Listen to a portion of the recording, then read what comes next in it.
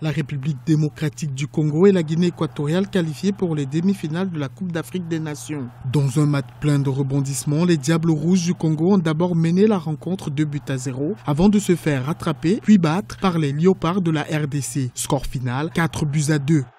Je croyais qu'on pouvait revenir, marquer 4 buts peut-être pas, mais je croyais qu'on pouvait revenir à 2-2 parce que jusqu'à maintenant on n'avait pas été mis en difficulté. Il fallait redonner un coup de booster et rechanger l'organisation du jeu. On était en 4-4-2, on est passé en 4-3-3. Du côté des Diables Rouges, même si la défaite est difficile à avaler, les Congolais préfèrent retenir leurs bonnes prestations durant le tournoi. C'est vrai que c'est dommage à 2-0 prendre 4 buts comme ça, mais bon, on va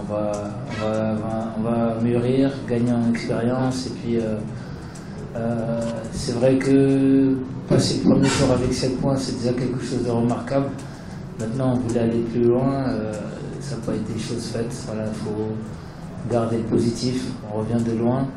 Je crois que depuis les phases éliminatoires, on n'a jamais mené 2-0 au bout de, je ne sais plus si c'était à la 60e ou je ne sais pas, donc on n'a pas su gérer cette nouvelle situation. Donc voilà, à nous d'apprendre pour l'avenir. Voilà, très déçu pour la nation. Dans l'autre match, la Guinée équatoriale décroche son ticket pour les demi-finales. Le Zalang national s'est qualifié en s'imposant 2-1 face aux Aigles de Carthage. Après une première mi-temps plutôt fermée, les Tunisiens trouvent le chemin des buts à la 70e minute. Dans les arrêts de jeu, la Guinée équatoriale obtient un penalty. Xavier Balboa le transforme. Rendu aux prolongations, la Guinée équatoriale domine et prend le dessus sur les Aigles de Carthage. À la 102e minute, sur un coup franc bien tiré, Xavier Balboa, encore lui, envoie la Guinée équatoriale en demi-finale pour la première fois de leur histoire. Assister à une rencontre plutôt rugueuse, essentiellement de la part des Tunisiens qui ont multiplié les fautes, qui ont été sanctionnés à 19 reprises en première période.